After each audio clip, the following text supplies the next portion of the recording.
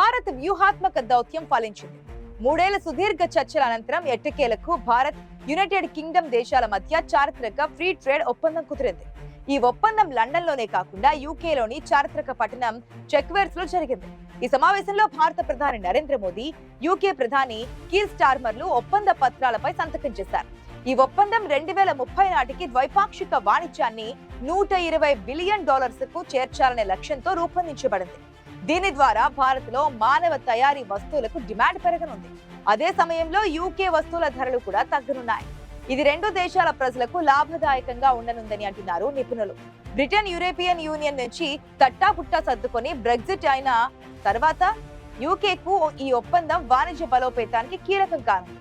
భారత్ ఈ ఒప్పందం ద్వారా తన ఆర్థిక స్థితిని మరింత బలోపేతం చేసుకుంటూ అమెరికాకు వ్యూహాత్మకంగా సవాల్ విసిరింది.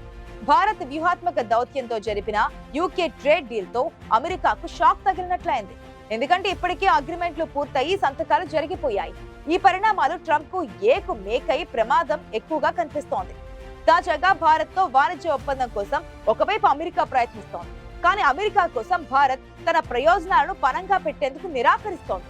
ఈ క్రమంలో యూకేతో వాణిజ్య ఒప్పందం కుదుర్చుకొని ట్రంప్ కు షాక్ ఇచ్చారు. దాదాపు 4 ఏళ్ల కాలం 16 దఫాల చర్చలు, 4 ప్రధానులు, ఎట్టకేలకు బ్రిటన్ అభీష్టం నెరవేరింది. ప్రధాని నరేంద్ర మోదీ, బ్రిటన్ ప్రధాని కీర్ స్టార్మర్ సమక్షంలో 2 దేశాల వాణిజ్య మంత్రులు పీయూష్ గోయల్, జోనాథన్ రెనాల్డ్స్ స్వేచ్ఛా వాణిజ్య ఒప్పందంపై లండన్ లో సంతకాలు చేశారు. ఈ ద్వైపాక్షిక ఒప్పందాన్ని బ్రిటన్ పార్లమెంట్ ధృవీకరించాల్సి ఉంది. ఆ ప్రక్రియకు ఏడాది సమయం పడుతుందని అంటున్నారు. 2030 నాటికి ఇరు దేశాల వాణిజ్య పరిమాణం $12,000 కోట్ల చేరుకోవాలన్నది ఎన్టీఏ లక్ష్యం. ప్రపంచంలో 3వ అతిపెద్ద ఆర్థిక వ్యవస్థగా ఆవిర్భవించబోతున్న భారత్ లో ఎన్టీఏ సహకారం కావాలని బ్రిటన్ దేశం ఎంతగానో ఎదురుచూసింది. అందుకు కారణం ఉంది. యూరోపియన్ యూనియన్ EU నుంచి బయటకొచ్చాక సాగిస్తున్న ఒంటరి ప్రయాణం దాని ఆర్థిక వ్యవస్థను ఒడిదుడుకుల్లో పడేసింది. ఒకప్పుడు ప్రపంచంలో రవి అస్తమించని సామ్రాజ్యాన్ని ఏలిన దేశం ఆర్థిక పరంగా నేలచూపులు చూడడం మొదలైంది. అందుకే కన్సర్వేటివ్ పార్టీకి చెందిన బోరిస్ జాన్సన్ ప్రధానిగా ఉన్నప్పుడు 2022లో తొలిసారి ఎన్టీఏ కుదుర్చుకోవాలన్న ప్రతిపాదన వచ్చింది. ఆయన స్థానంలో అదే పార్టీకి చెందిన లీజ్ ట్రస్ వచ్చారు. ఆమె 49 రోజుల్లోనే పదవి పోగొట్టుకున్నారు. తదనంతరం భారత్ మూలాలున్న రిషి సునాక్ ప్రధాని అయ్యారు. ఆయన కూడా నిష్క్రమించి ఎన్నికల్లో లేబర్ పార్టీ విజయం సాధించింది. దాంతో ప్రస్తుత ప్రధాని స్టార్మర్ ప్రధానిగా బాధ్యతలు స్వీకరించారు. వీరందరూ మొదటి నుంచి భారత్ తో ఎన్టీఏ కోసం కృషి చేస్తామని హామీ ఇచ్చిన వారే. మొదటి ఎన్నికల్లో లేబర్ పార్టీ ప్రధాన వాగ్దానాల్లోనూ భారత్ తో ఎన్టీఏ కుదుర్చుకుంటామని హామీ ఇచ్చారు. మొత్తానికి అనేక రకాల అడ్డంకులు, అపోహలు అధిగమించి ఒప్పందం సాకారమైంది. ఎన్టీఏ వల్ల బ్రిటన్ లో ఏటా కొత్తగా 2,200 ఉద్యోగాలు వస్తున్నాయని, దేశ జీటీపీ £480 కోట్ల, అంటే మన కరెన్సీలో చూస్తే అది 56,150 కోట్ల మేర పెరుగుతుందని అంచనా. అయితే 2 దేశాల్లోనూ ఎన్టీఏపై అసంతృప్తికేమీ తక్కువ లేదు. మన దేశం నుంచి వెళ్లే 99% ఎగుమతులకు కూడా ఎన్టీఏ అమల్లోకి వస్తే సుంకాల బెడద ఉండదు. బ్రిటన్ నుంచి మనకొచ్చే దిగుమతులపై సుంకాలు 15% నుంచి ఒక్కసారిగా 3% పడిపోతాయి. చాలా సరుకులపై కస్టమ్స్ సుంకాలు తగ్గిపోతాయి. మన సాగు రంగానికి ఎన్టీఏ ఎంతగానో దోహదపడుతుందని వాణిజ్య నిపుణులు అంటున్నారు. ప్రస్తుతం బ్రిటన్ కు మన వార్షిక సాగు ఎగుమతుల విలువ కేవలం $81 కోట్ల.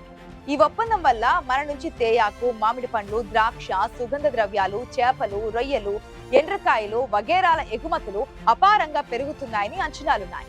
సేవల రంగానికి సంబంధించినంత వరకు యోగా బోధకులు, సంగీతవేత్తలు, పాకశాస్త్ర ప్రావీణ్యులకు డిమాండ్ పెరిగిపోయింది. ఈ రంగాల్లో పనిచేసే వారి కోసం ఏటా 1,800 వీసాలు జారీ చేస్తారు. వాహన విడిభాగాలు, వస్త్రాలు, పాదరక్షలు, క్రీడోపకరణాలు, ఆట బొమ్మలు, బంగారం, వజ్రాభరణాలు, ఇంజనీరింగ్ ఉత్పత్తులు, సేంద్రియ రసాయనాలు, ఇంజన్లు వగైరాలపై దాదాపు 4% వరకు సుంకాలు విధిస్తున్నారు. ఒప్పందం అమల్లోకి వస్తే ఆ సుంకాలు కనుమరుగైపోతాయి. కనుక ఎగుమతులు ఊపందుకుంటాయి. పర్యవసానంగా ఉపాధి అవకాశాలు పెరుగుతాయి. ఎన్టీఏపై 2 దేశాల్లోనూ విమర్శలు, ఆందోళనలు ఉన్నాయి. ఇది అమల్లోకి వస్తే స్వల్పకాలిక వీసాపై వచ్చే భారతీయ కార్మికులకు, వారి యాజమాన్యాలకు జాతీయ బీమా సంస్థ NICకి చేసే చెల్లింపుల నుంచి 3 ఏళ్ల మినహాయింపు ఇవ్వదలుచుకున్నారని, ఇందువల్ల దేశ ఖజానాకు ఏటా £10 లక్షల నష్టంతో పాటు దేశీయ కార్మికుల ఉపాధికి గండి పడుతుందని కన్సర్వేటివ్ పార్టీ ఆరోపిస్తోంది. ప్రస్తుతం ఆ మినహాయింపు ఏడాది కాలానికి మాత్రమే ఉంది. వలస విధానం మారదని, ఇప్పటికన్నా భారతీయ కార్మిక సంఘం పెరిగే అవకాశం లేదని ప్రభుత్వం చెబుతోంది. తమ రంగాన్ని ఎన్టీఏ విస్మరించిందని, మేధో హక్కుల పరిరక్షణ సంగతి పట్టించుకోలేదని బ్రిటన్ ఫార్మా రంగం ఆరోపిస్తోంది. ఒకవేళ పట్టించుకుని ఉంటే మన దేశంలో జనరిక్ ఔషధ పరిశ్రమ దెబ్బతింటుంది. ఆటోమొబైల్ విడిభాగాల రంగంలో బ్రిటన్ ప్రవేశిస్తే సూక్ష్మ, చిన్న, మధ్య తరహా పరిశ్రమల రంగం నష్టపోతోంది. అందుకు ప్రతిగా మన ఎంఎస్ఎంఈలు కూడా బ్రిటన్ చోటిస్తే వేరుగా ఉండేది.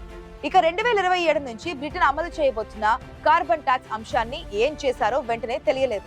కార్బన్ ట్యాక్స్ వల్ల మన ఉక్కు, ఇనుము, అల్యూమినియం, ఎరువులు, సిమెంట్ రంగాలు దెబ్బతినే అవకాశం ఉంది. మొత్తానికి ఎన్టీ అమల్లోకి వచ్చాకే దాని అసలు కథ ఏమిటన్నది తెలుస్తోంది. ఆటోమొబైల్ విడిభాగాల రంగంలో బ్రిటన్ ప్రవేశిస్తే సూక్ష్మ, చిన్న, మధ్య తరహా పరిశ్రమల ఎంఎస్ఎంఈ రంగం నష్టపోతోంది. అందుకు ప్రతిగా మన ఎంఎస్ఎంఈలకు కూడా బ్రిటన్ చోటిస్తే వేరుగా ఉండేది. ఇక 2027 నుంచి బ్రిటన్ అమలు చేయబోతున్న కార్బన్ ట్యాక్స్ అంశాన్ని ఏం చేశారో వెంటనే తెలియలేదు. ఇటు మన దేశంలోనూ భారత్, యూకే మెగా డీల్ తో ఎవరికి ఎక్కువ లాభం అన్న విషయంపై చర్చ జరుగుతోంది. ఈ ఎఫ్టీఏ డీల్ రెండు దేశాల వాణిజ్య కొత్త శిఖరాలకు తీసుకువెళ్తుందని భావిస్తున్నారు. ఒకవైపు ఇది భారతదేశానికి ఎగుమతులను పెంచడంలో సహాయపడుతూ ఉండగా, మరోవైపు వినియోగదారులు చౌకగా మెరుగైన ఉత్పత్తుల ప్రయోజనాన్ని కూడా పొందుతారు. ఇండియా బ్రిటన్ స్వేచ్ఛా వాణిజ్య ఒప్పందం ఎఫ్టీఏ పై రెండు దేశాల అధిపతులు సంతకం చేశారు. ఒప్పందం వివరాలు ఇంకా అధికారికంగా విడుదల కావాల్సి ఉంది.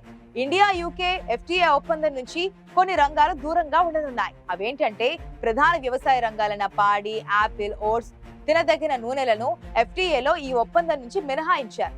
ఇది ఈ రంగాల దేశీయ ఉత్పత్తిదారులను ఎలాంటి విదేశీ పోటీ నుంచి కాపాడుతోంది. భారతదేశం బ్రిటన్ కు కొన్ని వస్తువులపై రాయితీలను ఇస్తోంది. స్కాచ్ విస్కీ, జిన్ పై దిగుమతి సుంకాన్ని 150% నుంచి 75% వెంటనే తగ్గిస్తోంది. రాబోయే 10 సంవత్సరాలలో దీనిని 40% తగ్గిస్తోంది. బ్రిటన్ లో తయారైన వాహనాలపై 100% కంటే ఎక్కువ ఉన్న సుంకం కోటా విధానంలో 10% తగ్గించబడుతోంది. ఈ మార్పులు ఎగుమతి, మధ్యతరగతి, సంపన్న వర్గాలకు ఇది ఓటనిచ్చే విషయంగానే ఉంది. మన ఎలక్ట్రిక్, హైబ్రిడ్ కార్లకు కూడా బ్రిటన్ లో మంచి గిరాకీ ఏర్పడుతోంది. ఈ రంగంలో టాటాలకు డబుల్ ధమాకా అని చెప్పాలి. బ్రిటన్ లో ఆ సంస్థ ఉత్పత్తి చేసే జాగ్వర్, ల్యాండ్ రోవర్లకు, మన దేశంలో ఉత్పత్తి అయ్యే టాటా ఎలక్ట్రిక్, హైబ్రిడ్ కార్లకు బ్రిటన్ లో మార్కెట్ లభ్యత పెరుగుతోంది. దీంతో పాటు బ్రిటన్ నుండి వచ్చే సౌందర్య సాధనాలు, సాల్మన్ చేపలు, చాక్లెట్, బిస్కెట్స్ మరియు వైద్య పరికరాలపై కూడా సుంకం తగ్గబోతోంది. ప్రస్తుతం 1000 కంటే ఎక్కువ భారతీయ కంపెనీలు బ్రిటన్ లో పనిచేస్తున్నాయి. ఇవి 1 లక్ష మందికి పైగా ఉద్యోగులను కలిగి ఉన్నాయి.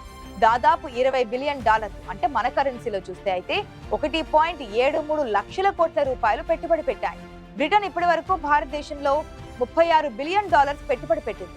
ఇది భారతదేశంలో 6వ అతిపెద్ద విదేశీ పెట్టుబడిదారుగా నిలిచింది.